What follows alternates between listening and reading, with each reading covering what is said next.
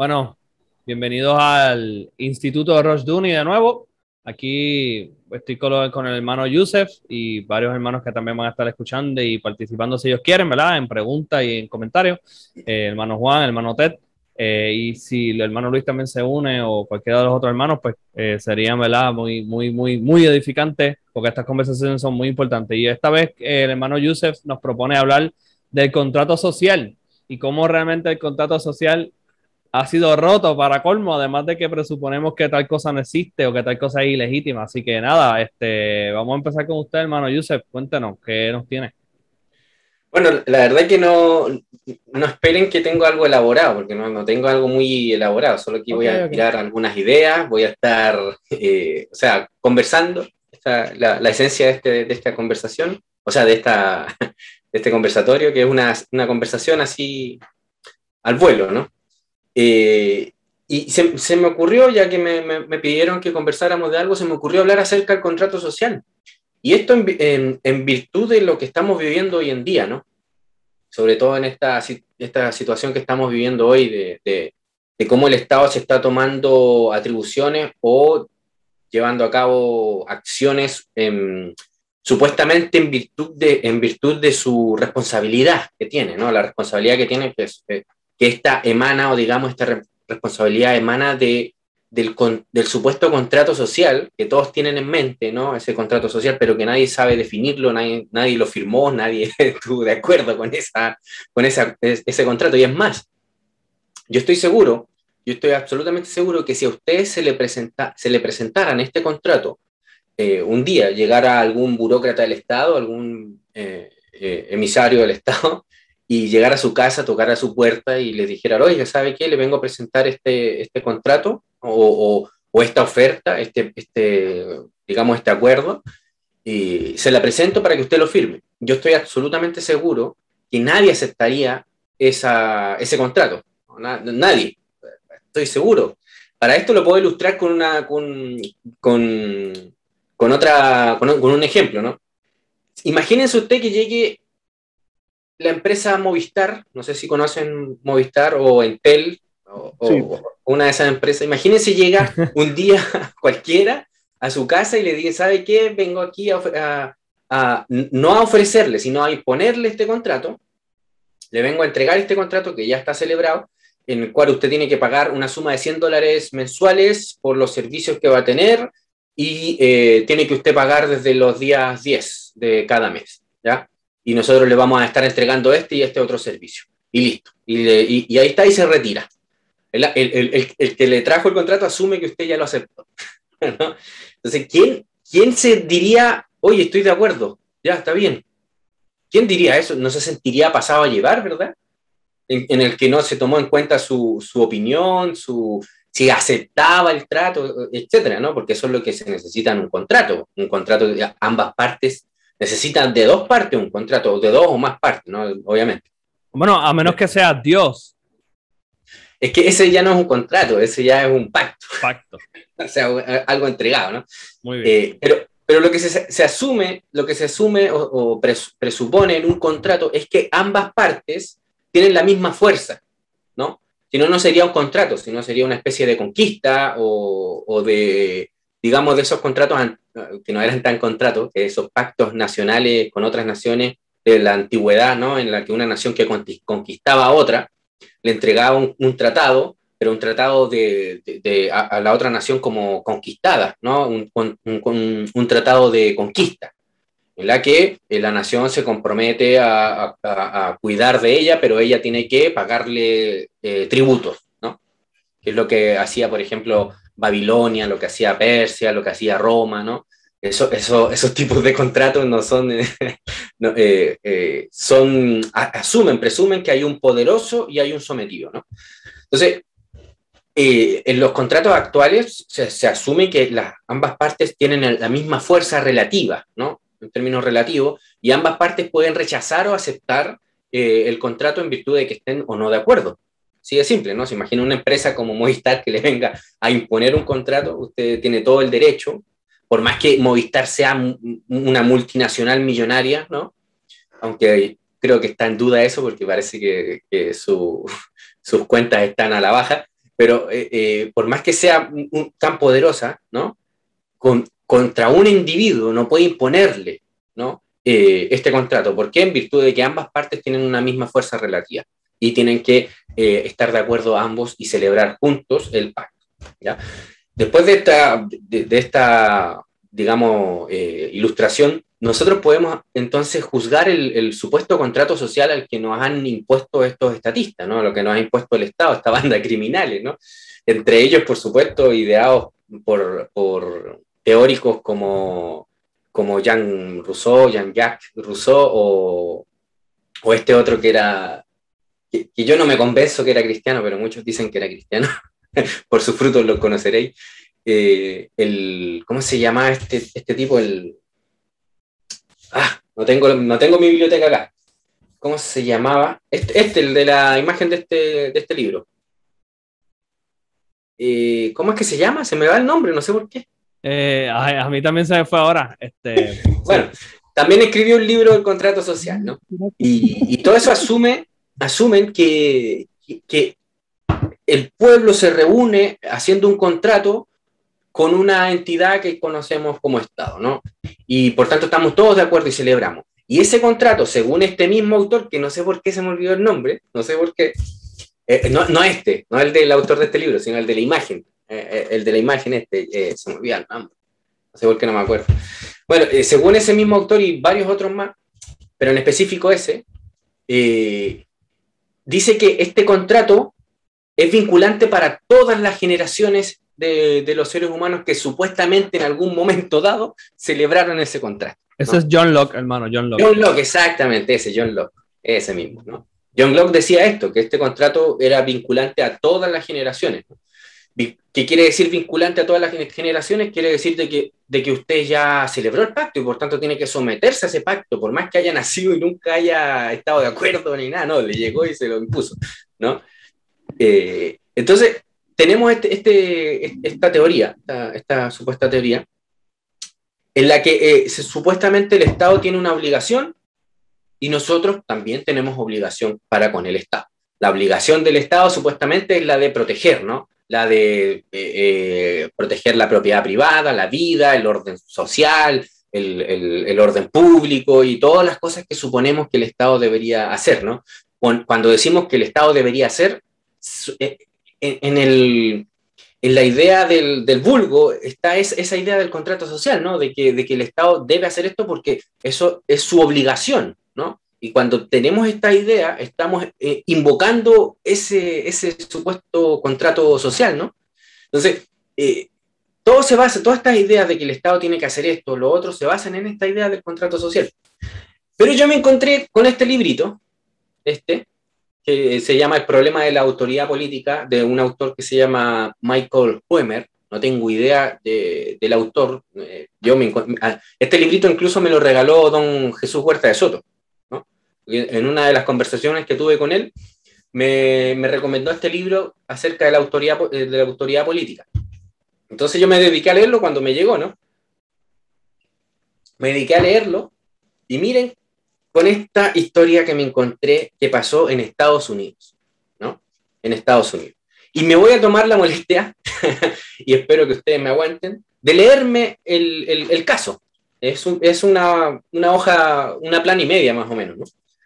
Y espero que le pongan atención en todo lo que hemos estado hablando con respecto al contrato social, lo que se asume, lo que se presupone, de que el Estado tiene un deber, ¿no? Por ejemplo, ¿por qué existe la policía? Porque el Estado tiene el deber de protegernos, supuestamente. Entonces, ¿la policía para qué está? Para protegernos de los delincuentes, de aquellos que quieran atacar nuestra vida y nuestra propiedad. Y miren lo que sale en este caso. Este es un caso que pasó en Estados Unidos, en un tribunal. Está la bibliografía y todo acá, ¿no? Dice así. En Estados Unidos, perdón, acá, ahora sí. Una mañana de marzo de 1975, dos sujetos irrumpieron en un domicilio de la ciudad de Washington, D.C., en el cual residían 3 mujeres. 2 de ellas se encontraban en la planta superior y escucharon los ruidos producidos durante el allanamiento y a su compañera gritando en el piso de abajo. Llamaron a la policía, que les informó que la ayuda iba en camino. Las dos salieron por una ventana, se desplazaron hasta el tejado adyacente y esperaron.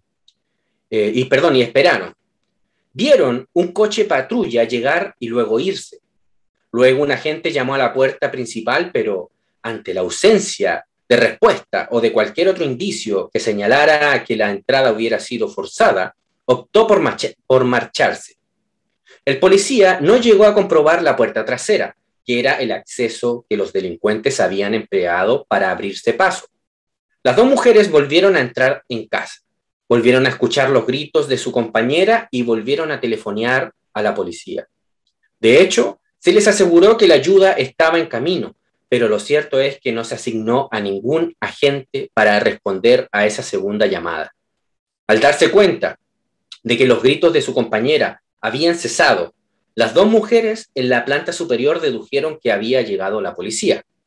Llamaron a su compañera, lo cual solo sirvió para que los delincuentes se percataran de su presencia, secuestrasen a las tres y las trasladaran al piso de uno de ellos. Allí fueron robadas, golpeadas y violadas durante 14 horas. Lo que resulta digno de mención en este suceso no es simplemente la lamentable ineptitud del Estado a la hora de cumplir con el deber de proteger a parte de su población. Lo que lo hace pertinente en relación con la teoría del contrato social es lo que vino después. Las mujeres pleitearon contra el Distrito de Columbia ante un tribunal federal por negligencia del Estado en su deber de protección. Si el Estado estuviera sometido a los términos de un contrato que lo hubiese obligado a empeñarse razonablemente en proteger a los ciudadanos, entonces el litigio se habría resuelto de manera inequívoca. De hecho, lo que ocurrió fue que los jueces desestimaron la causa antes de llegar a juicio. Las demandantes recurrieron, pero la desestimación se mantuvo. ¿Por qué? Nadie cuestionó que se había producido una negligencia por parte del Estado, del mismo modo que nadie cuestionó el hecho de que las mujeres habían resultado muy seriamente perjudicadas a causa de esa negligencia. Lo que el tribunal rechazó de entrada fue la afirmación de que el Estado tuviese ningún tipo de obligación de proteger a esas tres mujeres.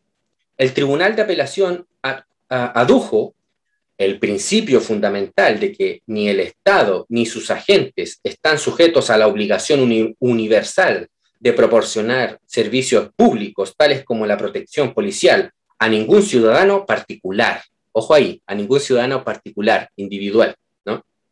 La responsabilidad del Estado, declaró el tribunal, consiste en ofrecer disuasión frente al delito en términos generales, y su alcance queda restringido a únicamente la población en general.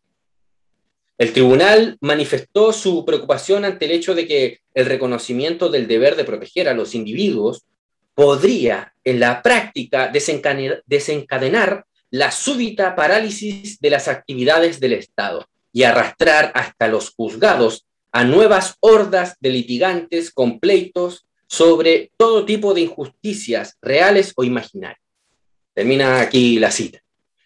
Ven aquí las implicaciones del Estado. Se dio cuenta en su manifestación, entre comillas, de los tribunales, los jueces, se dieron cuenta de que si esta denuncia hubiese sido efectiva, de que si hubiese sido aceptada, se hubiese aceptado la realidad de un contrato social, ¿me entiendes? Por eso estoy citando y por eso el autor cita también este caso, ¿no? Para demostrar de que ni siquiera el mismo Estado se compra esta cosa. O sea, la usa como excusa para mantener una supuesta legitimidad, ¿no? Pero a la hora de la verdad, el mismo Estado sabe que si se llevase a cabo, o mejor dicho, se desarrollasen las implicaciones de un contrato social, el Estado hace mucho tiempo, hermano, que hubiese sido despedido, entre otras, o anulado este contrato. No sé si se entiende, ¿no? Eso no es increíble nada más saberlo. Yo recuerdo que la primera vez que yo tuve algún encuentro con el anarcocapitalismo, me acuerdo. Fue una persona que iba por las calles hablando de estos temas con la gente. Y siempre que las personas le decían que el Estado estaba para defenderlo, él le citaba ese caso. Y le decía, usted sabe que con el caso tal, el Estado ya admite que no está para defender a las personas. Entonces la persona decía, sí, yo sé, pero, o sea, la idolatría es tal que aunque tú le digas la verdad a las personas y se la pongas de frente, sabemos muy bien que el injusto suprime injustamente la verdad.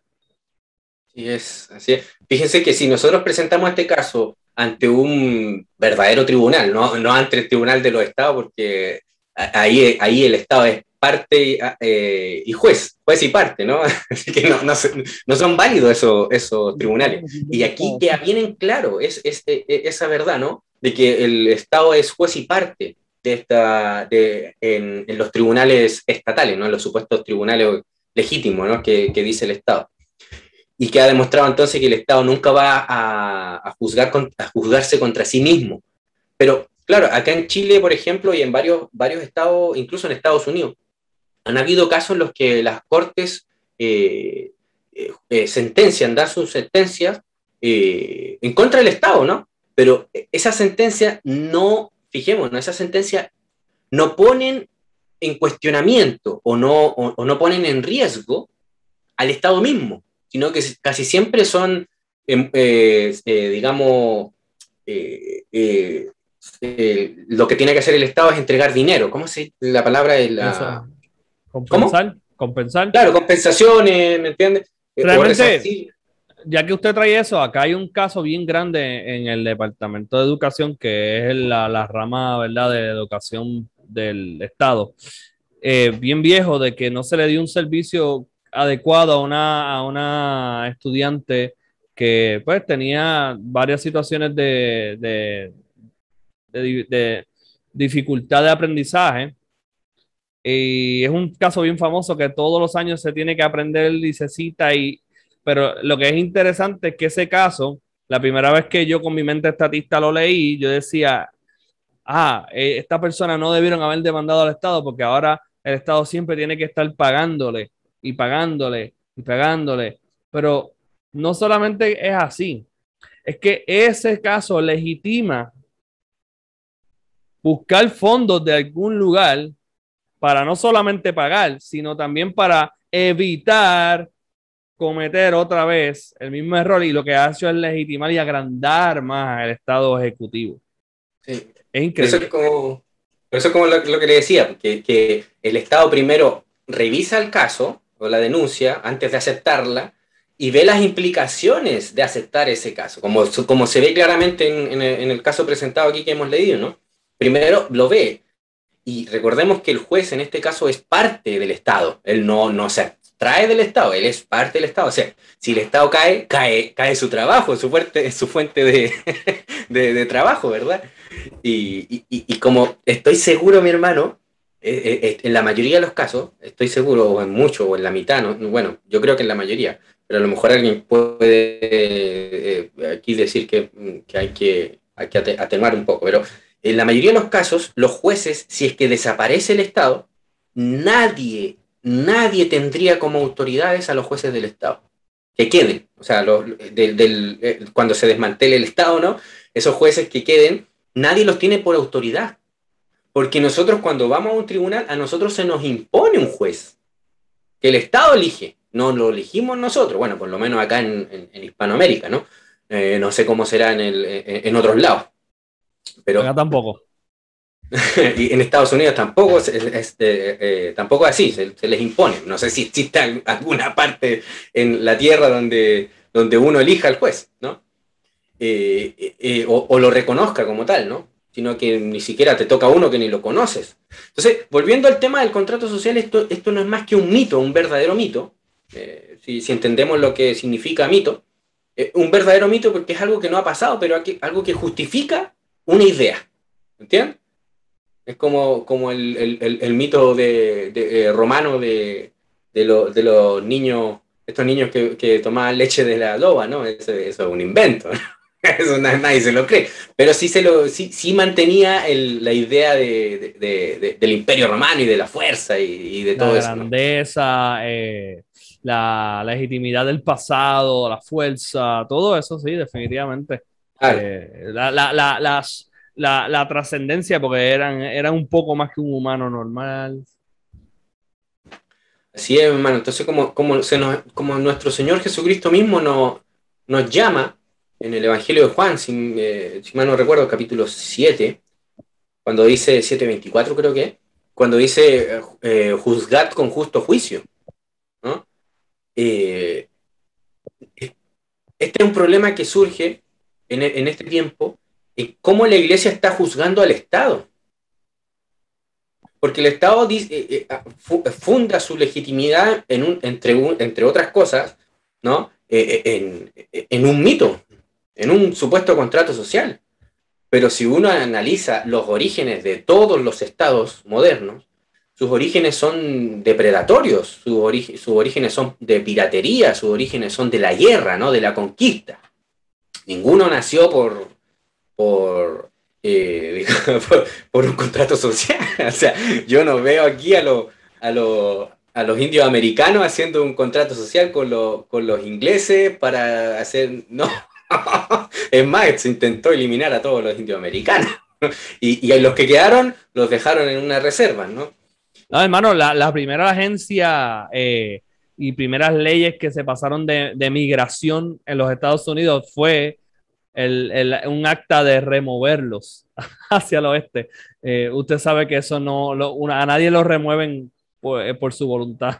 Entonces, hermano, yo le iba a preguntar, eh, la ley de Dios sí provee una judicatura verdadera y que eliminaría este problema. No sé si quería hablar de eso, ¿verdad?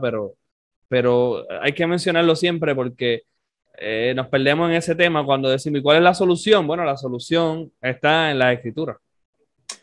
Antes de dar soluciones, mi hermano, pienso que hay que acabar de lleno con el problema que tenemos. Uno de los problemas que tenemos es esa visión del poder central, de que tiene que haber un poder que determine las cosas, ¿no? Y ese poder tiene que ser inmanente, no puede ser divino, porque esto incluso hasta yo me acuerdo que lo he discutido con supuestos reformados, estos temas yo le digo, pero si tenemos un poder y ese es Dios y Él es el que determina las cosas, no tiene que haber ninguna agencia. Y se burlaban una vez, se burló uno de mí, diciendo, sí, entonces la ley va a aparecer de la nada. Pues resulta que no es que aparece de la nada, aparece del cielo. Viene del cielo, ¿no? Es que ellos le arrancaron el Antiguo Testamento a sus Biblias, parece. Bueno, a lo que quiero ir, mi hermano, es que quitémonos de la mente la idea de que todas las personas, todas, tienen que regirse por algo. O sea, y ese algo tiene que ser uno solo para todos. ¿Me entiendes? A lo que voy. Voy a dar como ejemplo ilustrativo el caso de Israel mismo, ¿no? En Israel, cuando llegó a Canaán, no eliminaron todas las naciones de sus alrededores, ¿no? Y tampoco le fue encomendado a Canaán el imponer o sea, a Israel, cuando llegó a instalarse en Canaán y una vez que fue poderoso, por ejemplo, con Salomón, que fue el periodo más glorioso que tuvo Israel, Dios no le encomendó a Salomón ir a las demás naciones, conquistarlas e imponerles su ley. ¿Entiendes? O en otras palabras, poder decirle que Salomón hable, no sé, con la reina de Saba, que la fue a visitar, con los reyes de los alrededores, y que Salomón le dijera, ustedes tienen que imponer esta ley, la ley del Señor, sobre sus naciones, o si no yo voy a ir con todo mi ejército a atacarlo. ¿No? ¿Me entienden? No, la ley bíblica y el mismo Señor, nuestro Dios, por ejemplo, el caso de Edom, recordemos, Edom viene del hermano de Jacob, ¿no? De Saúl. Dios no permitió a Israel que se metiera con Edom, ni les dijera cómo debían vivir. ¿Comprende la idea? No los mandó a someter a Edom, no les mandó a decir cómo debían vivir. No. Eso se encarga Dios con esa nación, o con ese pueblo, o con esa comunidad, ¿no? Entonces, de partida, lo que debemos quitarnos de nuestra mente, hermano, es que las comunidades que surjan de forma espontánea, entre ellas está la iglesia, la que ha sido, uno puede decir espontáneo ha salido, pero eso es por la providencia de nuestro Señor, pero desde la perspectiva humana uno puede ver que estas comunidades surgen de manera espontánea, ¿no? Nadie organizó centralmente que hubieran iglesias en Éfeso, en Roma, en Galacia, ¿no? Estas salieron de forma espontánea a través del poder del Espíritu de Dios que iba guiando a la iglesia, ¿no? Y se organizaban estas comunidades. Entonces, la cosa es que, hermano, lo que primero debemos sacarnos de nuestra mente es eso, de que la gente tiene que andar conforme a mi idea, conforme a mi pensamiento. Y si no anda conforme a mi pensamiento, entonces está mal. Está mal y hay que hacer algo. ¿Entienden? Ese es el problema que ha tenido. Un ejemplo para ilustrarlo es la triste, que es una de las vergüenzas del protestantismo, una de las vergüenzas grandes, graves, es la guerra contra el alcohol, la famosa ley seca, ¿no? La ley seca no salió de la nada, hermano. No, fue que un día un político se sintió con una revelación o se le apareció Moisés, no sé, o cualquier cosa, y dijo, tengo que hacer esta ley. No, no, no. Fueron años y años de predicación desde el púlpito, de parte de pastores protestantes, católicos, de todos los pastores, predicando en contra del alcohol, identificando como que el alcohol era el mal, ¿no? Yo nunca he visto a ningún whisky, a ningún ron matando a una persona. No sé usted, hermano, pero yo nunca he visto un whisky aquí llevado a un tribunal porque mató a alguien, ¿no? ¿No? Entonces, como ejemplo ilustrativo, doy ese caso de la ley seca, hermano. Esa ley surge debido a que estos obispazos, a que estos cristianos, que lamentablemente de cristianos tenían poco, más evangélicos, como le llamo, querían imponerle a todos los demás una visión de cómo deben vivir, de cómo deben hacer las cosas. Imponerlas por la fuerza, a través de la ley. Esto es salvación por la ley, ¿no? Es creer que va a haber paz, va a haber armonía, va a haber justicia, por la imposición de la ley bajo amenaza de fuerza, de brutalidad, de llevarte secuestrado, de secuestrarte, ¿no? Porque claro, suena más lindo decir se van a llevar preso, ¿no? La realidad es que te van a llevar secuestrado, te van a secuestrar. Esa es la realidad. Y fueron muchos los secuestrados por vender alcohol, por producir alcohol, por consumir alcohol. Muchos fueron secuestrados por esa excusa. O sea que la injusticia que generó fue mucho mayor la situación, ¿no? ¿Y qué pasa? Que la mayoría de la gente que decide esto son en esencia paganos, en esencia, su esencia de pensamiento en esta circunstancia es pagana, es que creen que los cristianos que hacen esto creen que no hay otra forma de solucionar este problema. No tienen el poder del Evangelio, no tienen el poder del Espíritu Santo, no creen en los dones, en los dones milagrosos, en los milagros del Señor, en que el Señor gobierna de forma inmanente, en su providencia lleva todas las cosas, y ellos no creen que puedan ser instrumentos del Espíritu Santo porque no solo no creen, sino que no cuentan con el Espíritu Santo, y eso lo demuestran al hacer uso del Estado para llevar a cabo estas soluciones a los problemas que ellos supuestamente están viendo, ¿no? Claro, yo no estoy negando aquí que el alcohol trajo muchos problemas en esos tiempos, ¿no? Y se pueden citar muchos casos de violencia intrafamiliar, de padres que se gastaban todo su ingreso y dejaban a la familia sin alimento, golpeaban a su esposa, a su hijo, etcétera, etcétera, ¿no? Pero la solución no es esa. Si entendemos claramente la ley bíblica y entendemos el lugar del hombre, la ley de Dios, el mandato de dominio, la ley entera de nuestro Señor no nos faculta ni nos permite ejercer dominio sobre otro hombre por más que este hombre esté administrando mal sus bienes o mal sus cosas. No podemos hacer tal cosa. Pero sí lo que podemos hacer es, con el poder del Evangelio, con el poder del Espíritu de Dios, transformar a esas vidas, regenerarlas a través del Espíritu de Dios, disipularlas, ¿no? Disipular a una nación, porque eso da la casualidad que nuestro Señor nos encomendó a disipular a las naciones, no a controlar a las naciones, ¿entienden? El control lo hace Dios de forma central y exclusiva. La soberanía se la reserva a nuestro Señor, ¿no? Y no ha dado, esto es importante, y yo siempre he insistido con esto, y aquí termino por si algún hermano quiere dar alguna opinión al respecto. Pero cuando yo hablo que el Estado reclama la inmanencia y que nosotros tenemos pensamiento inmanentista cuando queremos solucionar las cosas de manera central y a través de la fuerza, lo que estamos diciendo aquí es que la gloria no le pertenece al Señor, que la soberanía no le pertenece al Señor, sino a una agencia. Pero resulta que en las Escrituras nuestro Dios se revela de tal forma que Él nos dice que Él se reserva su gloria para Él mismo, ¿no? Él no va a dar su gloria a otro. En otras palabras, nuestro Señor es inmanente, sí, está aquí presente en su gobierno, en su poder, está presente, pero también Él es trascendente. ¿Qué queremos decir con que es trascendente? Que Él es totalmente otro, que no se mezcla con la criatura. Y al ser celoso de su gloria, Él no da a ninguna persona, a ninguna institución, a ningún oficio, ¿no? El poder, la gloria, la soberanía, ¿entienden? Y por tanto, ninguna institución humana creada positivamente, ¿no? Artificial, ningún cargo, ningún ser humano que tenga el cargo que quiera tener o el que sea que tenga, tiene la facultad o la jurisdicción o la soberanía de controlar a otro ser humano y de decirle lo que debe hacer y lo que no debe hacer. So pena de castigo, ¿no? ¿Entienden la idea? Y esto está fundamentado en las Escrituras, por supuesto, en el mandato del dominio y, por supuesto, en el Dios nuestro Señor, en la doctrina de la inmanencia y la trascendencia de Dios nuestro Señor, ¿no? La distinción creador-criatura. Por eso que yo llego a esta conclusión de que, oye, para llegar a una solución, primero hay que presuponer esto. Hay que saber que nosotros no podemos controlar a los demás, ¿no? Y lamentablemente esto lo estamos viendo y creo que vamos a hablar de esto, ¿no? Pero esto lo estamos viendo con el tema de las cositas que nos quieren inocular en nuestro cuerpo, ¿no? Por obligación, ¿verdad? Es eso mismo también, el mismo caso. Hermano Juan, ¿usted iba a comentar algo?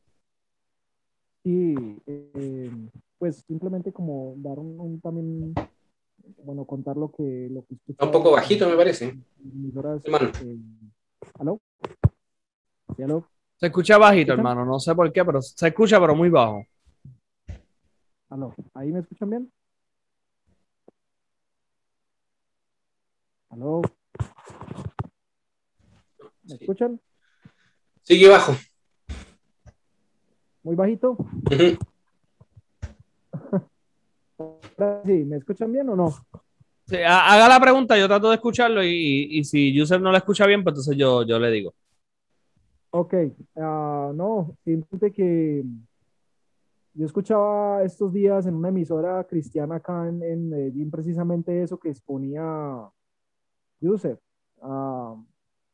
Acá la fábrica de licores de Antioquia, por ejemplo, que es la que produce todos los licores acá en Antioquia, que es el departamento. Medellín es la capital. Estaban indignados que porque la fábrica de licores de Antioquia sumó tanto porcentaje de ventas de licores y que ahorita está más próspera que nunca. Entonces decía la que transmitía allí en la emisora, hey, es que es triste y es que es indignante y no nos podemos poner felices porque están prosperando, porque el gobierno no hace nada y bueno, entonces yo también me preguntaba, yo, bueno, ¿y entonces dónde está el poder del evangelio? Para poder transformar, que es capaz de transformar las vidas y que pues que el consumo del alcohol no se haga de una forma por fuera de la ley del Señor. Pero ellos simplemente apelan a que el gobierno cierre la fábrica de licores de Antioquia o que ponga restricciones y esto, o sea, es triste ver a los cristianos cómo apoyan la ley seca, por ejemplo, cómo apoyan los toques de queda que se han hecho muchas veces acá en Medellín y en este país en medio de la pandemia, y apoyan eso y les gusta que les quiten la libertad a los individuos. ¿Puedo escuchar, hermano? Sí, se escuché bien. Hermano, ¿sabe qué? Hay yo soy más extremo, pero yo creo que esto es porque estamos desarrollando las explicaciones de estas verdades. La explicación, por ejemplo, del autogobierno, la doctrina del dominio propio. La doctrina del dominio propio, lo establece es que establece una libertad de libertad policíaca, ese estado policial. No debería existir ese estado policial, y que todo hombre, todo individuo, sin importar su sexo, tiene la libertad en el sentido, digamos, material, ¿no? No en el sentido último. En el sentido último sabemos, bueno, como calvinista, yo creo que el hombre no tiene una libertad absoluta, pero sí tiene libertad. En el sentido material, todo hombre tiene libertad de consumir lo que se le venga en gana, de hacer, de salir, de no hacer, tiene la absoluta libertad, hermano. Lo que no tiene libertad, eso sí, es de sufrir de las consecuencias de esas decisiones, ¿no? Si usted decidió, por ejemplo, algún individuo, menganito, decidió consumir drogas, está en su plena libertad y nadie debería prohibírselo por medio de la fuerza, a menos que este hombre o este sujeto, este individuo, sea parte uno de las tres excepciones que hay para que un hombre sea dominado por otro, que es que sea un niño, un joven que está bajo el cuidado de los padres o bajo el gobierno de los padres, por tanto no ha demostrado dominio propio, no ha demostrado que puede vivir independientemente, o sea, que no puede independizarse. O segundo, que este sea un criminal, o sea, que cometa un crimen y que por tanto ha renunciado a todos sus derechos, a toda su libertad, porque quien asesina a una persona no puede alegar derechos, ¿no? Lamentablemente el Estado sí defiende sus derechos, bueno, por más que sea un asesino, pero bueno, ese es otro tema. O en tercer lugar, que esa persona voluntariamente, por un contrato, por un acuerdo, decida ser siervo de otro, ¿no? Esos son los tres casos. Hay un cuarto, pero este es más teológico. El cuarto es el que estamos padeciendo hoy día como iglesia, que es el que, como hemos desobedecido el pacto, el Señor nos entrega como siervos a otro Señor, ¿no? Pero ese ya es más teológico.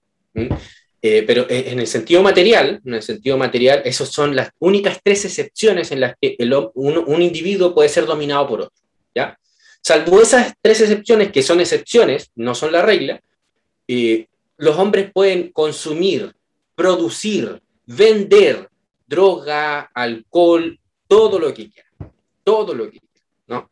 Se establece el autogobierno, la responsabilidad, y nadie puede huir a las consecuencias del consumo desordenado o el de olvidarse del autogobierno, etcétera, de estas cosas, de esta sustancia. Por tanto, este es un pensamiento absolutamente cristiano, mi hermano. Quien niegue esto no es cristiano, o por lo menos no está, bueno, sí, puede que sea cristiano, como así yo mismo he creído en varias tonteras, pero ese pensamiento no es cristiano, a eso quiero ir, ¿no? Muchos cristianos pueden tener este pensamiento siendo cristianos, pero eso no quiere decir que ese pensamiento sea cristiano. ¿Me entienden la idea? Sí, hermano Joseph. Pero, por ejemplo, está el dilema también que presenta mucha gente, que, ok, entonces si tengo la libertad de consumir alcohol, entonces, ¿qué hacemos con los conductores borrachos? Entonces les vamos a permitir que consuman borrachos y maten gente. Entonces no, dicen, no, necesitamos control, necesitamos que la policía esté pendiente de los conductores borrachos y les quiten los carros y los inmovilicen y que les hagan multas y les roben y mejor dicho.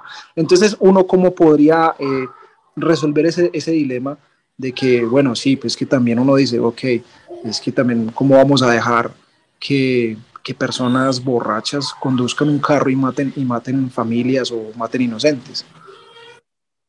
Es que estamos, ese pensamiento, ese razonamiento se basa desde la premisa de un sistema jurídico pagano como el que estamos sufriendo hoy en día, ¿no? El sistema jurídico pagano cree que puede en su providencia, el Estado puede gobernar todas las cosas, controlar todas las cosas, determinar todas las cosas, ¿no? Y está claro que la prohibición de conducir con estado de ebriedad no ha hecho que los individuos dejen de conducir en estado de ebriedad. Igual que el tema de las armas, y la droga. Ahora, fíjense, una visión bíblica de esto, y yo creo que es la bíblica, a menos que se demuestre que no es así. Yo creo que no debería estar prohibido legalmente o que haya una policía que persiga a los borrachos conduciendo. No debería, ¿no? Porque el sistema jurídico ya tiene resguardo para eso, ya está preparado para esas situaciones. O sea, si yo conduzco borracho y atropello a una persona y la asesino, pues soy un asesino y se acabó el cuento. Ya no voy a tener una segunda oportunidad para conducir borracho. Así es. Matar, ¿me entiendes? Entonces, esto es una conversación que yo tuve con mi esposa, bueno, no es precisamente en este tema, pero va a colación. Hablábamos acerca de las drogas o de el mismo sistema de farmacias que está absolutamente controlado, regulado por el Estado, el tema de la farmacia. Acá en Chile, por ejemplo, y en Estados Unidos también está totalmente regulado, y prácticamente en todos los países. Y en las drogas también, por supuesto. Yo le decía a mi esposa, mi amor, debería ser completamente libre, porque eso es lo justo, que la gente pueda ir a la farmacia y comprar todas las drogas que quiera, cualquiera, ¿no? Todas las que quiera. Eso cabe, ahora apunta a la responsabilidad del individuo, porque en el sistema que tenemos actual, y yo hace unos días grabé un video con respecto a este tema, en el sistema que tenemos estatista, achaca, o el Estado, mejor dicho, asume toda la responsabilidad y con ello toma para sí todo el dominio, porque la responsabilidad es parte del dominio. Ya vemos que son dos caras de la misma moneda. O sea, si usted quiere reclamar tener dominio, ejercer dominio y dominio propio, pues no puede eludir de la responsabilidad, ¿no? Usted es responsable. Si tiene el dominio entero de su vida, usted tiene la responsabilidad entera de su vida. ¿Me entiende la idea? Así que esto son dos caras de la misma moneda. Entonces, en este sentido, el Estado reclama, al reclamar o al asumir toda responsabilidad con respecto a las drogas y a la farmacia, a los medicamentos, pues los consumidores, estos que van a comprar a la farmacia, tienen que ir con receta y tienen que someterse a toda la regulación. Ellos pierden toda responsabilidad, ellos son como niñitos chicos en el que el doctor le entrega una receta, va a la farmacia y el químico farmacéutico tiene que cerciorarse que esa es la receta y que se le entregan los medicamentos y todo, y él es como un niñito chico así, vamos nosotros como niñitos chicos a la farmacia, nos entregan el medicamento y nos vamos, y les entregamos el poto, les entregamos el estómago, les entregamos todo al médico y al químico farmacéutico. Y ellos son responsables absolutos, ¿no? Si es que nos compramos una puya o una inyección, o si es que nos tomamos un medicamento, o sea, le entregamos todo a ellos, ¿no? La responsabilidad absoluta recae en el Estado. Y el Estado, por supuesto, se queda con todo el dominio, pero achaca toda la responsabilidad al químico farmacéutico, en el caso, por ejemplo, acá en Chile, y al médico. Si es que pasa algo malo, si es que, por ejemplo, hubo algún error y yo me intoxiqué, ¿no? Entonces, nunca la responsabilidad está en mí. Eso en el sistema estatista en el que tenemos, el sistema pagano.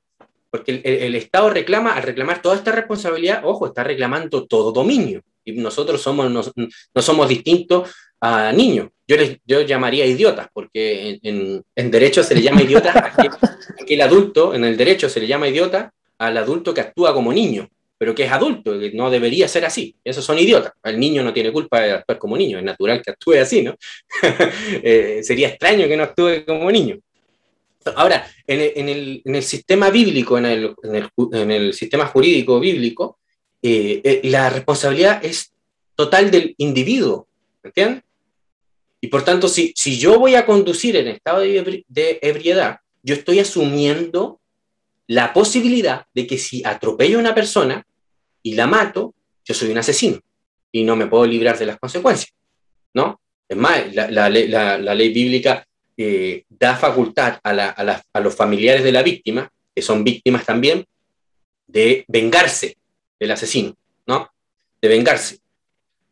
Y si yo no lo mato, pero lo dejo mal, debo hacerme cargo de todos sus gastos. Y en estos tiempos sabemos que los gastos de una recuperación son altísimos, y por tanto me vuelvo siervo de esa otra familia. Y se abre paso al trabajo forzoso, que es totalmente bíblico, siempre y cuando sea producto de una injusticia, ¿no? De algún... Claro, porque ha cedido su libertad al quebrantar el pacto del Señor. Y una de las cosas que estás trayendo, es importante que lo veamos en términos didácticos, que cuando el pueblo le pide esclavitud a otra entidad, como por ejemplo en este caso el Estado, le está pidiendo que se haga cargo de sus necesidades de supuestamente, ¿verdad? De libertad, digo, perdón, de seguridad.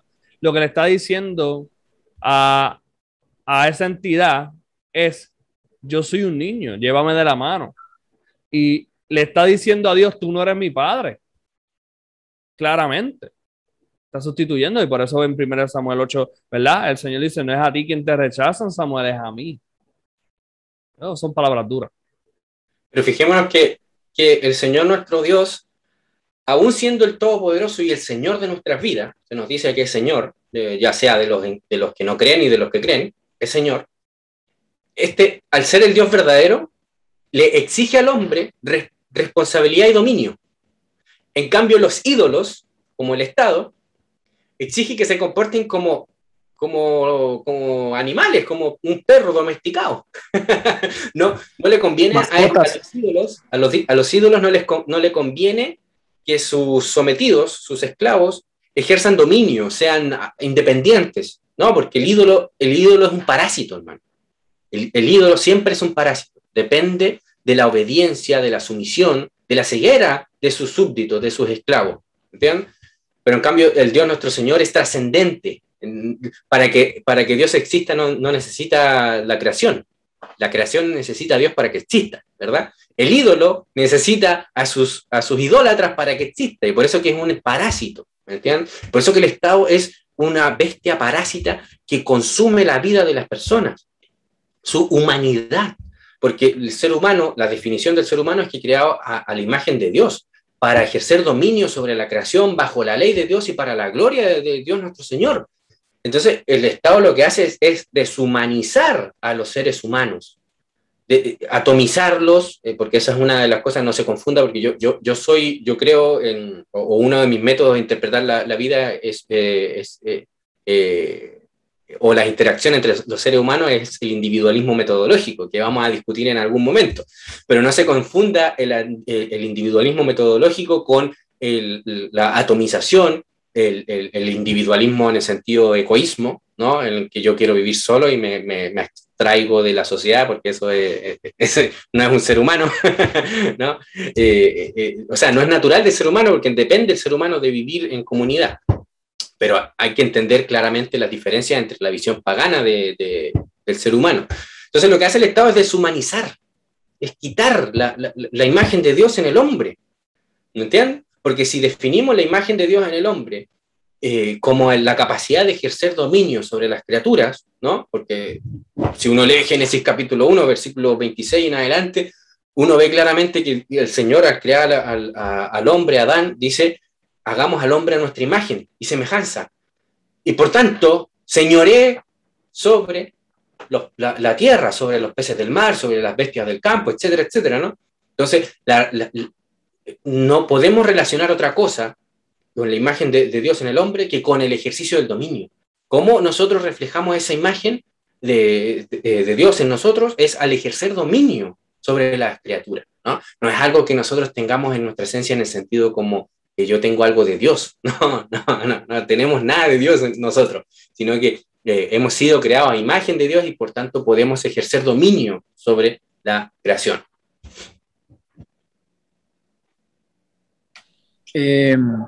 Mis hermanos, ese tema del contrato social, podría decir que es lo mismo cuando dicen el Estado somos todos.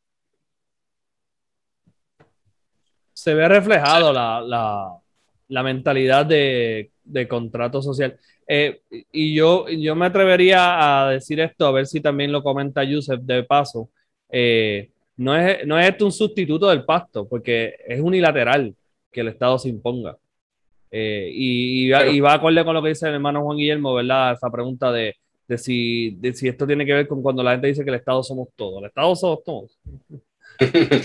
Es que esta idolatría, hermano, y voy aquí a sacar, a relucir mi lenguaje, mi cultura lingüística, se le ven las caras de náuseas, mi hermano.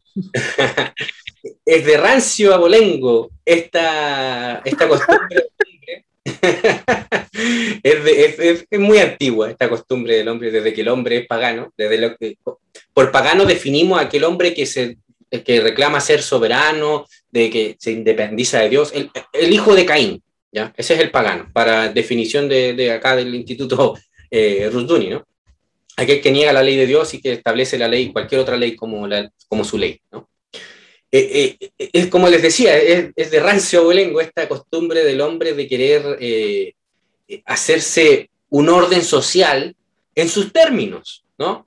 Caín, cuando edificó una ciudad, lo que estaba buscando, aparte de protegerse de sus familiares porque tenía miedo de que lo mataran, a pesar de que Dios le ordenó a todos los hijos de Adán y Adán mismo que nadie matara a Caín, edificó una ciudad, y esa ciudad la edificó bajo sus principios, bajo sus leyes, bajo su orden, ¿no? Lo mismo su hijo o su descendiente, Lamec, ¿no? Y la Torre de Babel es un ejemplo claro de este impulso del hombre pagano de crear un orden social, un pacto, un acuerdo, ¿no? Porque la Torre de Babel era un acuerdo claro entre los hombres, diciendo hagámonos un nombre, hagamos una torre y un nombre para que no nos dispersemos, en contra del pacto que Dios le había entregado a el hombre.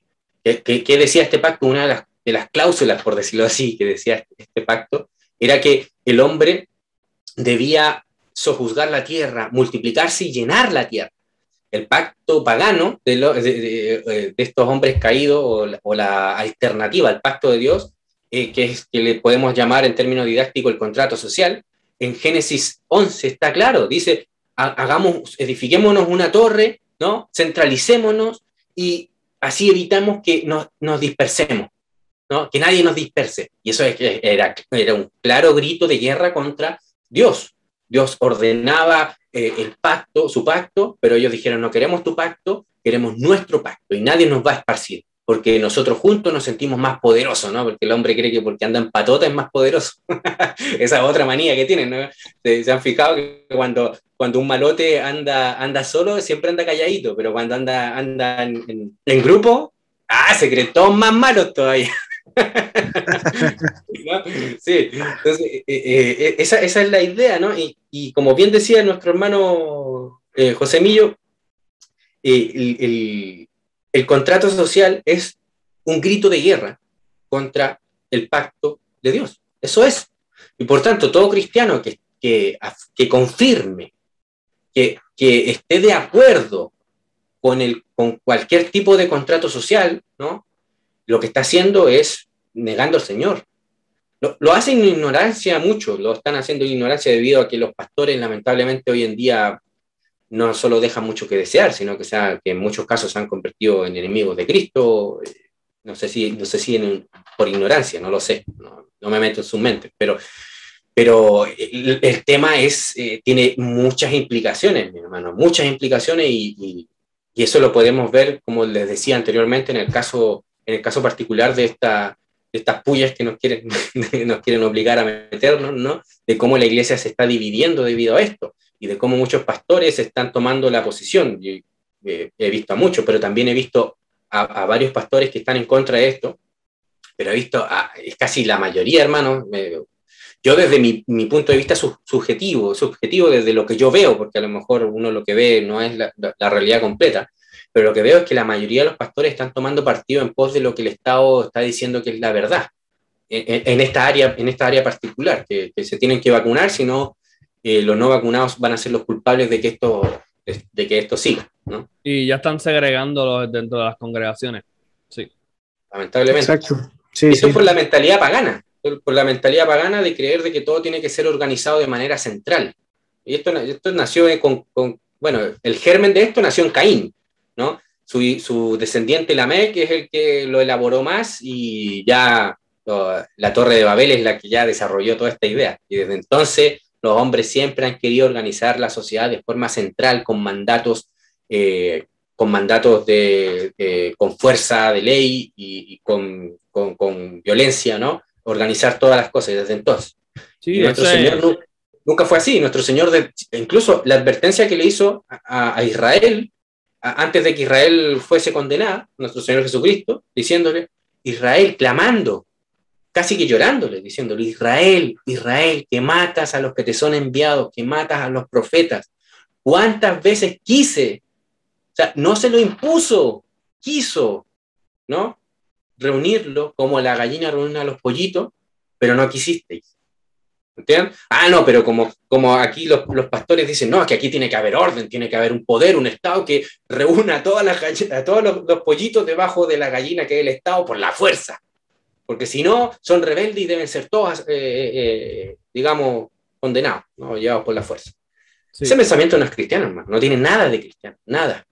No, y lleva al ateísmo práctico que estaba mencionando ahorita Joseph, de no entender que el poder inmanente del Señor, que el Señor sí transforma, que su evangelio entonces sí tiene poder, que el poder es el evangelio, no, el poder no es la fuerza, el poder no es el supuesto orden. Yo les digo a los ordenistas, porque todo tiene que estar organizado, ordenado, y han sustituido el concepto orden por el concepto ley.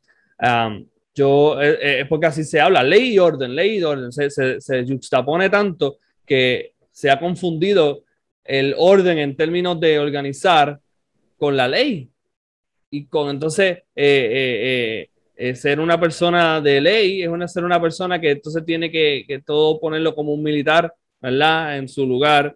Y por ende alguien tiene que controlar eso. Sustituimos a Dios, es que no hay otra forma. Ya le hemos hablado de diferentes aspectos y llegamos al mismo punto siempre.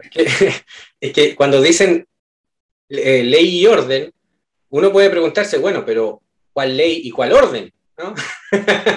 ¿Cuál ley y cuál orden? Y a menudo, y todos, bueno, no a menudo, todos los que dicen esto en nuestros días, lo que están diciendo es la ley que dicen el Estado, es el orden que impone el Estado, ¿no?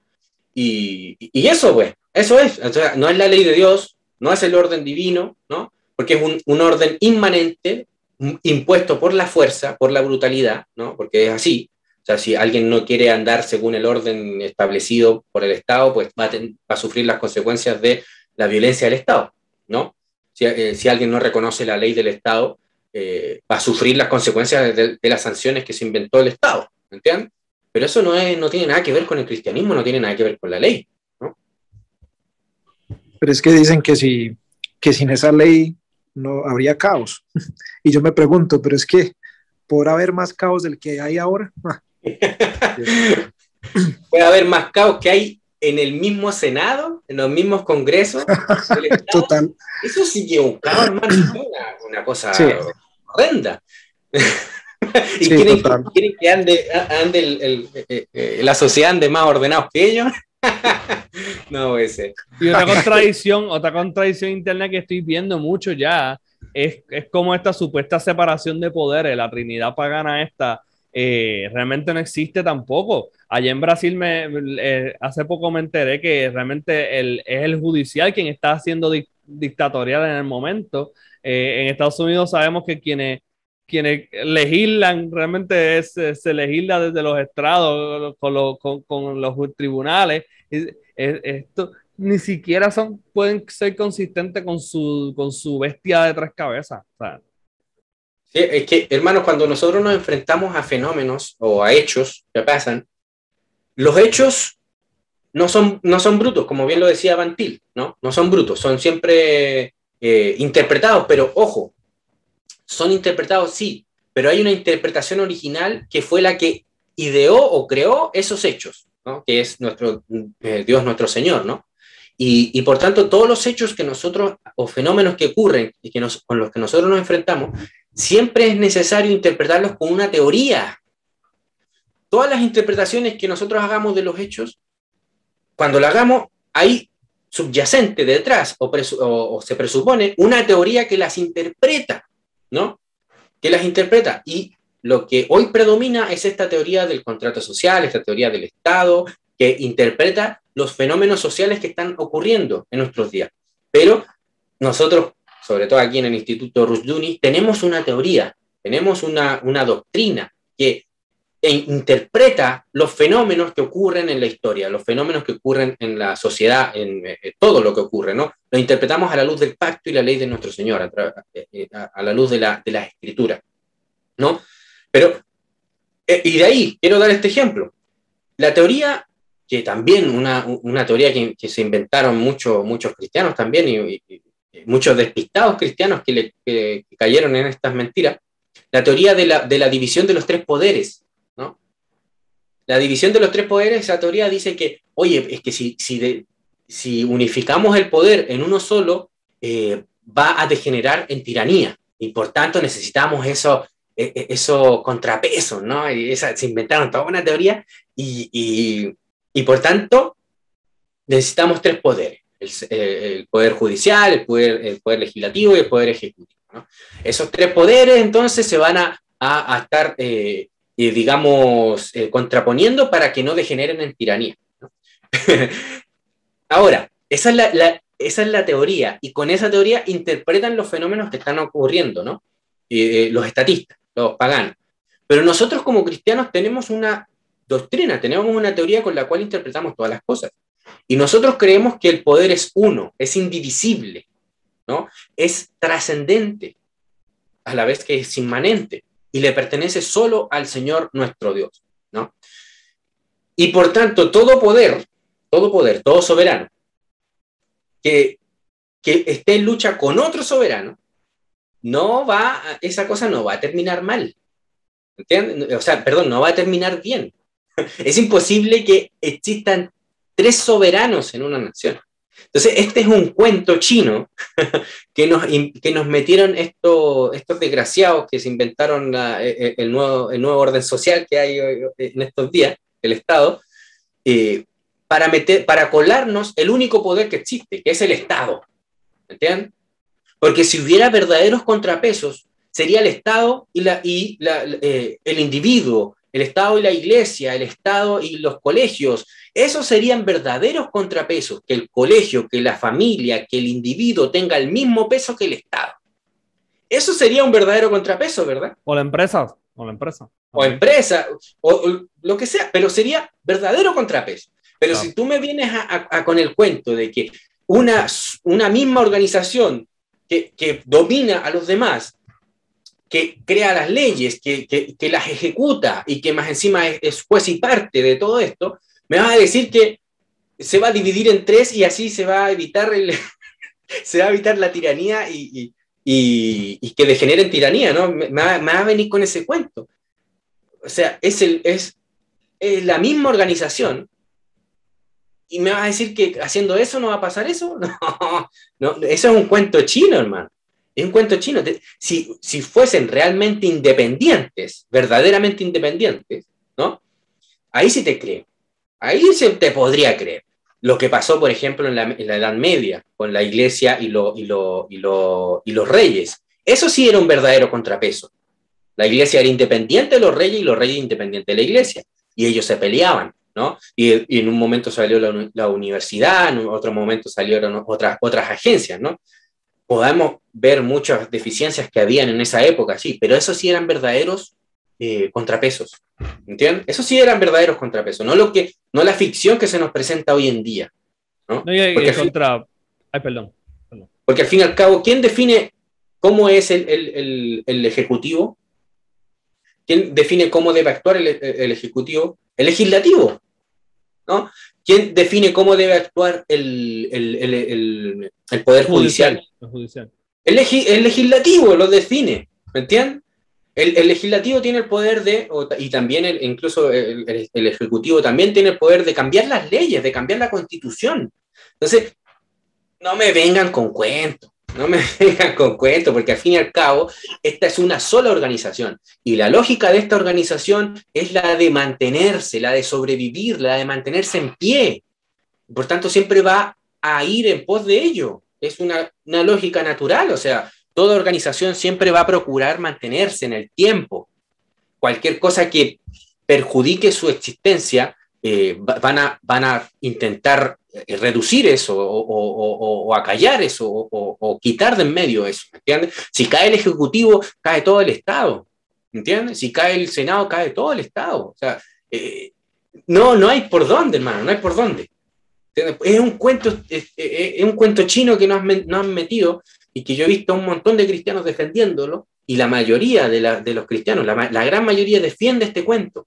Y esto no es más que una ficción, no es más que una mentira para justificar un único poder, y un poder inmanente, absoluto, soberano, porque más encima no se avergüenzan de decir que el Estado es soberano.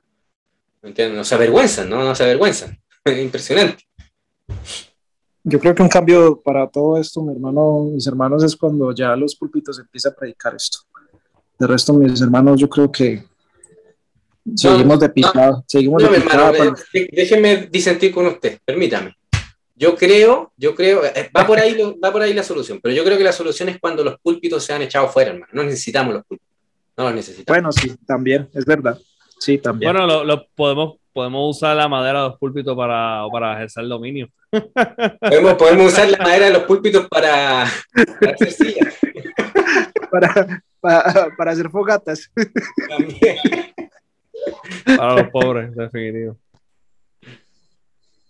Sí, pues no sé, es que es muy triste, porque es la verdad, yo con cada creyente que hablo, no, mis hermanos, o sea, la idolatría es muy tremenda y la confusión, la inconsistencia y la ley de Dios no existe para ellos, y si existe simplemente es de dientes para afuera. Exacto, eso es muy buen punto. Si uno le pregunta, ¿tú no crees que la ley de Dios tiene contrapesos? Y yo sé que el hermano Yuse ha hablado de esto anteriormente, de los verdaderos contrapesos de la ley del Señor. De nuevo, que no, que si uno le preguntara a uno de estas personas ¿verdad? Que trae el hermano Juan, si la ley de Dios tiene contrapeso, se quedarían pensando si hay contrapesos realmente de poder en la ley de Dios. La ley no tiene, o sea, la ley no tiene contrapeso, la ley de Dios, porque la ley es soberana, en ese sentido, porque es la palabra de Dios. Ahora, yo entiendo lo que va, hermano. Sí. El orden social presenta instituciones, ¿no?, que tienen contrapeso. Y esas instituciones, de las que podríamos nombrar muchas, es, por ejemplo, el juez tiene contrapeso con el pastor, tiene contrapeso con el individuo, con la familia, ¿no?, con las empresas, etcétera, ¿no? Son contrapesos porque no existe jurisdicción soberana, ¿entiendes? E ilimitado, o sea, es lo mismo, decir soberano e ilimitado es lo mismo. Soberano e independiente puede hacer lo que bien se le entre en ganas, ¿no? Pero no tiene eso, ¿no? Por tanto, en un orden bíblico, para dar un caso, cuando se presenta un caso a un juez y resulta que este juez está corrupto, ¿no?, el juez no tiene poder ejecutivo y no está alineado con un ejecutivo que tiene que obedecer al juez obligatoriamente, como pasa con el Estado, ¿no? Sino que el poder ejecutivo, si es que podemos hablar de algún poder ejecutivo, el poder ejecutivo es totalmente independiente y juzga al juez. El juez solamente entrega la sentencia. Nosotros no vemos, por ejemplo, en Samuel, uno de los jueces más conocidos de la Biblia, no vemos que Samuel anduviera con la espada, literalmente. El apóstol Pablo, cuando dice que el magistrado tiene el poder de la espada, no está diciendo que el magistrado anda con una espada, ¿no?, sino que tiene el poder de señalar quién debe ser pasado por la espada, por decirlo así, ¿no? Esa es la idea, ¿no? El juez no tiene ese poder, pero el juez señala el juicio divino, y si una sociedad, la comunidad que es sometida que se somete a la ley bíblica y es una sociedad de dominio, le llega la revelación, o digamos el juicio del juez, que se basa, por supuesto, en la ley bíblica, llega y la sentencia es que el tal debe morir, esa sociedad no va a ejecutar a ese hombre o a ese individuo en virtud de que el juez lo dijo meramente, sino que se convenció debido a que el juez fue claro, fue explícito, argumentó con las escrituras que este caso amerita un juicio sobre esa persona, como es el de la pena de muerte, ¿no? Pero el juez no tiene parte en la ejecución, no puede hacerlo, ¿me entiendes? Porque si tuviera parte, entonces ya él ya tiene muchas más atribuciones que serían muy peligrosas, que son como las que tiene el Estado, ¿no? El Estado decide quién se va preso y quién no. Doy un ejemplo ilustrativo para que lo vean. Acá en Chile, en el 2019, en octubre, hubieron unas protestas que fueron bien famosas acá en Chile, ¿no? Y que conllevaron a lo que hoy estamos padeciendo, que es una nueva constitución. Y había manifestaciones terribles, hermano, así que uno andaba en auto y de verdad que te hacían la vida imposible. A mí me pasó en varias ocasiones, un tipo me tiró un disco pare al auto y yo alcancé a evadir el disco pare. Sacó un letrero de estos de señales de tránsito, lo arrancó y me lo tiró al auto y yo alcancé a desviarlo y me detuvieron, ¿no? Y en eso yo estaba que me bajaba a ir a golpear al tipo porque me enojé. Y ya me estoy bajando y de repente empiezo a pensar y dije, empieza a juzgarme y decir, ¿cuál va a ser la consecuencia de todo esto? Va a ser peor, así que vi que el auto no tenía nada, me subí y me fui, ¿no? Bueno, la cuestión es que hubo un hermano que se llama John Cobin, más o menos conocido, que se hizo conocido también por esta circunstancia, que le pasó algo parecido a lo que me pasó a mí, pero él resulta que tenía un arma, él venía de una práctica de tiro. Y él, ante esa furia, esa situación en la que te envuelve, hermano, porque uno tiene que estar en el momento, ¿no?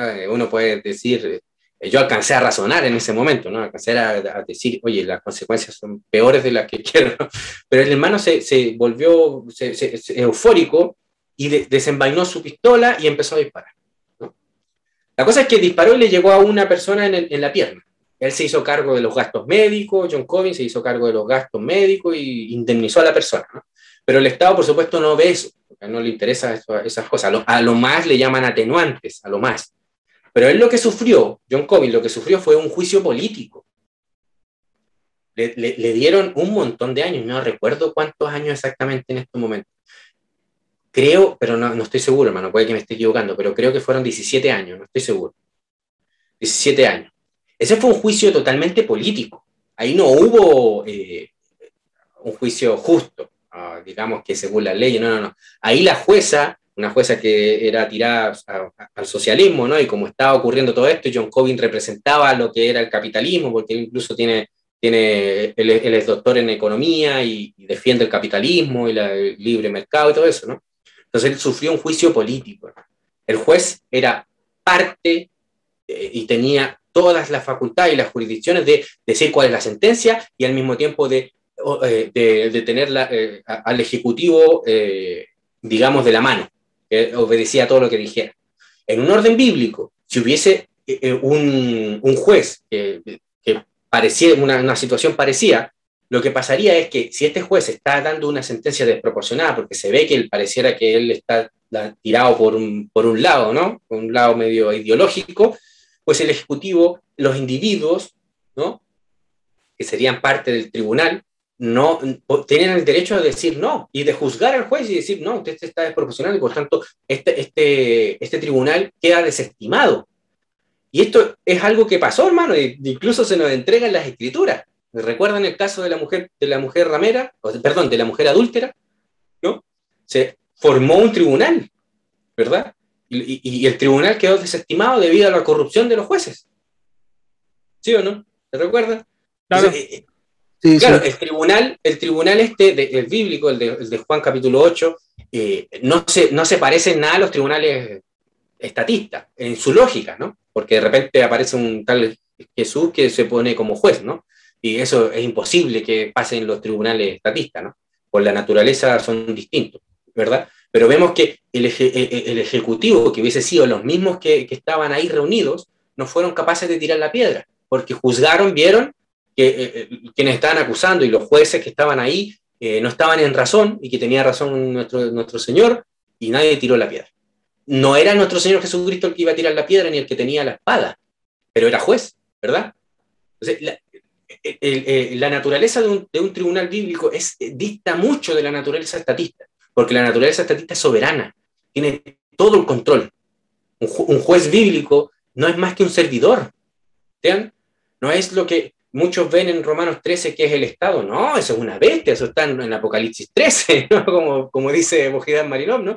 El Estado está en Apocalipsis 13, no lo vaya a encontrar usted en Romanos capítulo 13, por favor, no cometa ese error.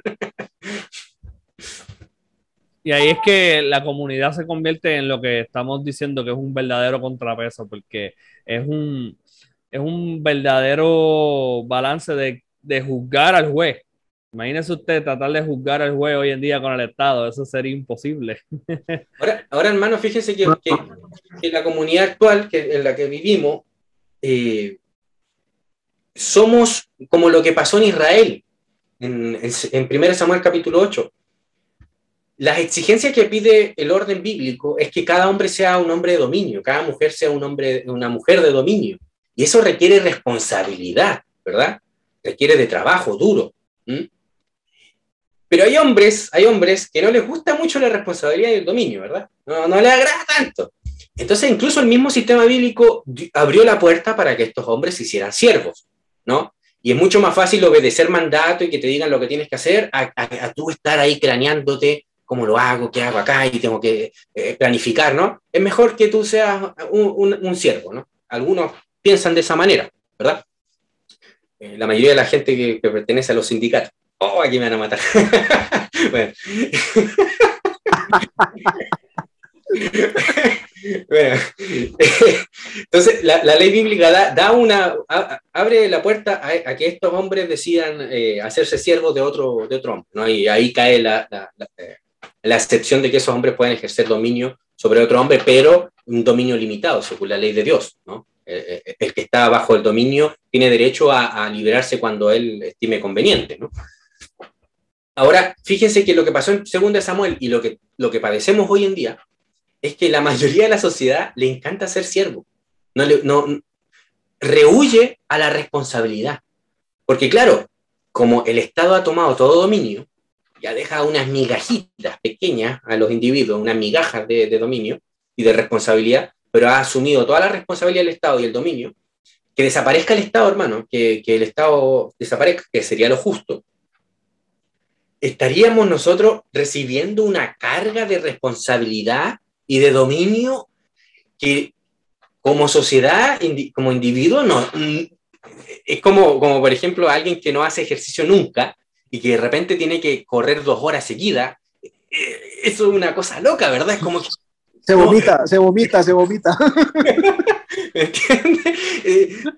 Le da miedo, le da pavor, le da terror, ¿me entiendes? Y es por eso que ese es el instinto del pagano, ese es el instinto del pagano, decir, no, el Estado tiene que estar ahí, el Estado tiene que existir. En Romanos 13 establece el Estado, es porque tenemos temor, porque tenemos pánico a que desaparezca el Estado. ¿Por qué? Porque eso significa que debemos ser responsables, significa que debemos ser totalmente responsables y que debemos ejercer dominio. Y a mí me gusta que a mí me cuiden, a mí me gusta que a mí me provean todos los servicios que supuestamente el Estado provee. A mí me gusta sentirme seguro sin mucha responsabilidad, ¿no? ¿Me entienden? Esto es algo parecido como lo que pasa con la iglesia hoy en día, con el diezmo. Que algunos creen que porque dan el diezmo y van a la iglesia un día a la semana, ya son buenos cristianos, ¿no? Y más encima desde el púlpito promueven esas cosas, ¿no? Como que cumples con el estándar, ¿no? Mínimo que se te exige. Si te reúnes los domingos y si das tu diezmo, tu ofrenda, tú ya eres buen cristiano. A lo mejor no destacas, pero eres buen cristiano. Ya tienes asegurado el reino. Y evades toda la responsabilidad que todo cristiano tiene, que es la misma responsabilidad que tienen todos los pastores. Lo que pasa es que los pastores deben ser guías para que la gente, los hermanos, lleguen a ser como ellos, supuestamente como ellos, de maduros, ¿no? Y de entendidos, ¿entienden? Y es algo muy parecido. Entonces nosotros tenemos pánico a la responsabilidad, tenemos pánico al dominio. Y eso es lo que pasa, hermano. Y por eso es que el Estado todavía vive. Pero una vez que la iglesia empieza a aprender el dominio propio, el autogobierno, la responsabilidad, y empieza a ejercerla, el Estado va a desaparecer, hermano. Esa es la forma en la que podemos desmantelar al Estado. ¿Comprenden? Independizarnos de él. No haciéndole la guerra armada, no peleando contra él, porque la lucha en la carne, ellos son expertos. Ellos están preparados para luchar en la carne. Sí, claro. Así ¿no? es. Es la lucha espiritual, y la lucha espiritual no es hablar en lengua y todo eso como algunos pueden creer, ¿no? Sino la lucha espiritual es la de educarnos, hermano. Se supone que el Estado entrega educación. No, el Estado no entrega educación. No, el Estado adoctrina para que la gente piense como ellos quieren que piense, ¿no? Que sean bien ignorantes y que creen que porque saben dividir y saben el logaritmo de 8, creen que están educados, ¿no? Ellos creen que están educados por eso. Y creen que porque han sido educados en historia, y lo que te enseñan en los colegios es la historia desde que existen los estados, empiezan en la Primera Guerra Mundial, la Segunda y en nuestro tiempo. Y eso, los hombres o los individuos que salen de los colegios salen creyendo que el mundo depende del Estado, porque te enseñan desde que existe el Estado. Entonces, todo el Estado, ¿no? Entonces, esto es una guerra espiritual, hermanos, tremenda, y espirituales con las ideas, ¿no? Con una cosa mística, ¿verdad? Ese elemento que traes de la historia es bien importante porque es el elemento de la herencia del pacto. Cuando se le hereda el pacto a los hijos, tú tienes que traer una historia. Cuando tú le traes la historia desde la perspectiva del Estado nada más, y es cierto, no hay libro de historia, por lo menos los que yo uso acá, que no sea centrado en el Estado, no existe. Pues entonces le estás entregando una nueva historia, ¿verdad? Le estás pasando un nuevo legado, una nueva historia de su pasado, de sus orígenes. Por ende, sus orígenes provienen del Estado. Así que imagínese usted. Fíjense que esto es una lógica bíblica, pero ellos la están emulando, la están imitando, ¿no? Los paganos. Si uno lee el libro de Moisés, los libros de Moisés, en Deuteronomio, ve que Moisés está haciendo una recopilación de todo lo que Dios nuestro Señor ha hecho con Israel. Y el libro de Génesis es eso, ¿no? Es una historia de los orígenes de Israel, ¿verdad? Cuando uno lee el libro de Josué, al final, en el capítulo 24, ve cómo Josué también está haciendo una recapitulación de lo que el Señor ha hecho con Israel y su historia, de dónde viene, ¿verdad? Y los llama a mantenerse fiel al pacto, ¿no? El mismo Hechos, Esteban es el que es apedreado, ¿verdad? Esteban mismo hace una recopilación de toda la historia de Israel y de cómo se están cumpliendo las promesas, ¿no? Entonces, si tú quieres mantener una sociedad, una nación cohesionada, necesitas tener tu historia, tu origen. Entonces el Estado, eso educa, o sea, no educa, adoctrina, enseña, pero no es educación, ¿entiendes? Es adoctrinación. O sea, Bolívar. Adoctrinamiento, ¿me entiendes? Entonces, no, caemos en la torpeza de creer de que las escuelas están hechas para la educación, y no, las escuelas están hechas para el control. Y parte de su naturaleza es que son también cárceles. Y en las cárceles es donde más se muestra la arquía misma, como diría Miguel Ángel Bastos, ¿no? Es la arquía en toda su esencia, porque ahí el Estado gobierna todo, o sea, absolutamente todo, controla todo, absolutamente todo, tu acostar, tu levantarte, porque los presos ahí tienen horarios de levantarse, de acostarse, de ir a comer, de estar en el patio, todo controlado. Lo mismo las escuelas es lo mismo, hermano. Entonces, en la escuela lo que te enseñan es a que tú entiendas que hay una anarquía, que hay un poder inmanente que te controla. Entonces te preparan desde pequeño a obedecer, a hacer la fila, a cantar el himno. Me acuerdo que a mí cuando pequeño, a mí me hacían todos los días cantar el himno nacional. Todos los días, llegábamos a tal hora, creo que era a las 9 de la mañana, no recuerdo bien. Creo que en Venezuela era a las 7 de la mañana, pero acá en Chile es a las 9, creo que uno entra.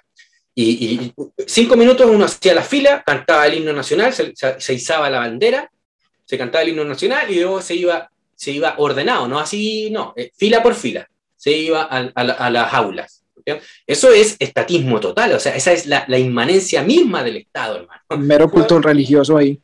Sí, además de ser un culto religioso, te están metiendo en la mente desde pequeñito que todo debe ser controlado, regulado por un ente central, ¿entiendes? Entonces los niños, su mente está siendo acostumbrada, ¿no? Y como dice Miguel Ancho Pate, con eso yo estoy totalmente de acuerdo, las matemáticas son las peores, hermano. Son las peores, ¿por qué? Porque como el argumento de Miguel Ancho Pasto es brillante en este sentido, parece broma, pero es verdadero, porque te ponen a profesores que te empiezan a enseñar abstracciones bien complejas, que no estoy aquí diciendo que son malas en sí mismas, pero te empiezan a enseñar abstracciones bien complejas que dejan a los padres sin autoridad ante los hijos. Y los hijos ven en esos profesores a profesores más sabios y que saben más que sus padres ignorantes, que no saben nada.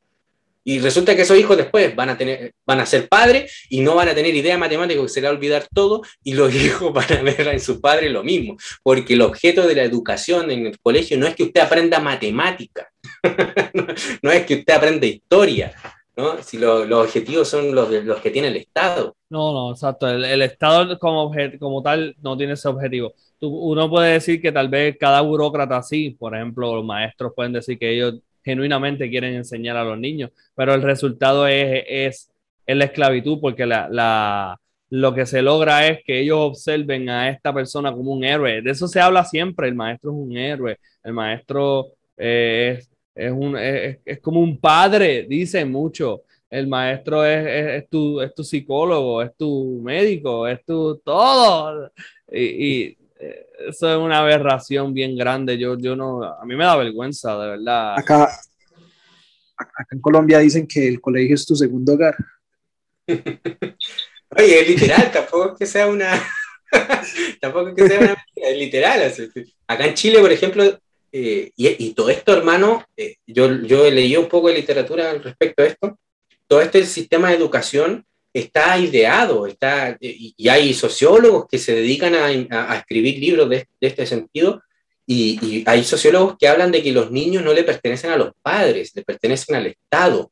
Y es por eso que es necesario que mientras más tiempo estén en los colegios, mejor, porque así se elimina la desigualdad, porque hay veces que hay padres que saben más y que pueden educar mejor a sus hijos, y hay otros padres que no saben menos y que pueden educar menos a sus hijos. Entonces el colegio es una especie de igualador, donde salen todos iguales. Y es por El eso socialismo más lindo. estos teóricos hablan de que mientras más horas estén en el colegio, mejor. Y acá en Chile está la jornada completa, que prácticamente la cumplen todos los colegios. Está en la mañana y en la tarde, sale como a las 7 de la tarde, a las 6 de la tarde. Algunos que son más livianos a las 4 de la tarde salen del colegio. ¿Entienden? Imagínense todo el día en el colegio, todo el día aprendiendo que usted tiene que estar a tal hora en tal lugar. Cuando suena la campana tiene que correr a tal otro lugar, y cuando suena la campana tiene que hacer fila, tiene que... Todo ordenado, están introduciendo, te están haciendo como cuando uno va a jugar un videojuego, que más o menos complejo, te hacen un tutorial, ¿no? De cómo debes comportarte, de cómo debes vivir. Eso es ingeniería social, completamente ingeniería social. Epa, sí. Es un sustituto del verdadero ejecutivo de Dios, que es la familia, por decirlo de una forma, ¿verdad?, estatista. Y la escuela es la escuela, ¿verdad?, del Estado, bueno, la escuela en general también, que a veces imita y mimifica el Estado.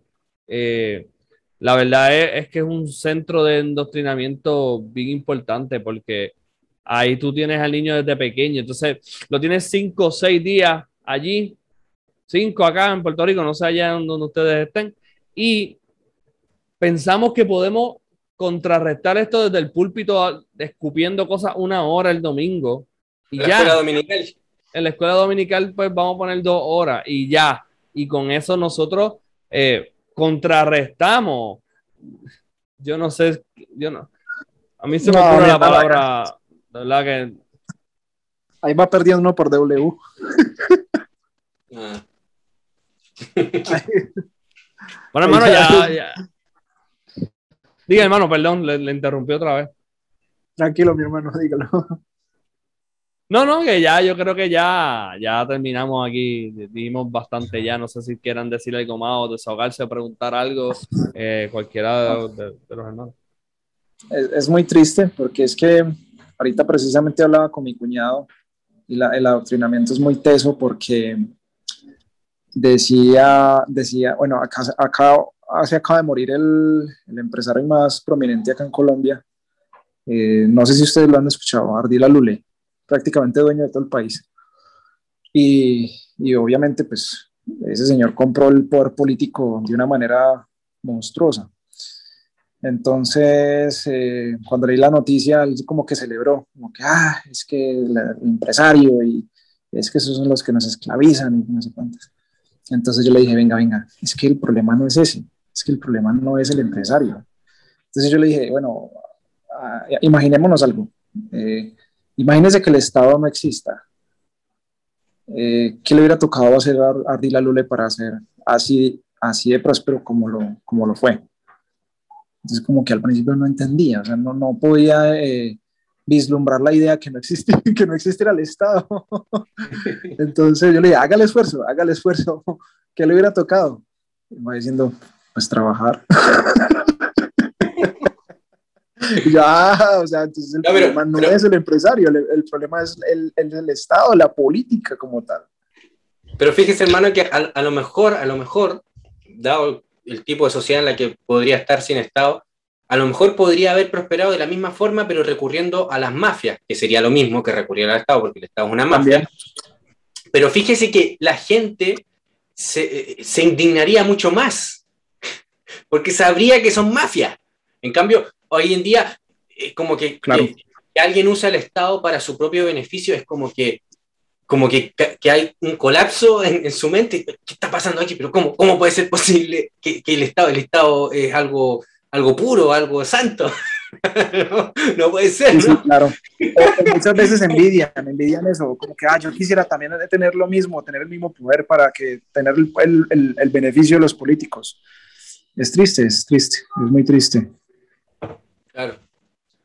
Eso es lo que hacen los estados. Resacan nuestra ansia de dominar al hombre, de nuestro pecado de querer hacer lo indebido, matar, destruir, robar, ser hijos del diablo. Ser hijos del diablo. Así que, hermano, yo me despido con eso, ¿no? Exactamente. Yo me despido con eso. No sé si quieren despedirse ustedes, hermano. ¿Tengan algo más que decir? ¿Una pregunta? Bueno, recomendar este libro que se llama El problema de la autoridad política, aunque lamentablemente los cristianos modernos, los típicos evangélicos, lamentablemente no leen otra cosa si no es evangélica, ¿no? Este no es cristiano, este no se va a encontrar con una persona cristiana. Sin embargo, los datos y la argumentación que lleva en este libro son contundentes, hermano. Te hacen pensar muchas cosas. Te hacen pensar. No es que lo necesite, no es que un cristiano necesita leer este libro, pero es recomendable su lectura. Lo recomiendo en ese sentido. ¿No? Como ya hablamos acerca del contrato social, este libro tiene los argumentos que destrozan absolutamente la idea falsa, mitológica de un contrato social. ¿No? Y con eso ya es un gran aporte y es digno de ser leído este libro. Así que con eso yo me despido, mi hermano. Un abrazo. Gracias por esta oportunidad y muy buena la conversación. Yo no sé cómo llegamos a tantos temas.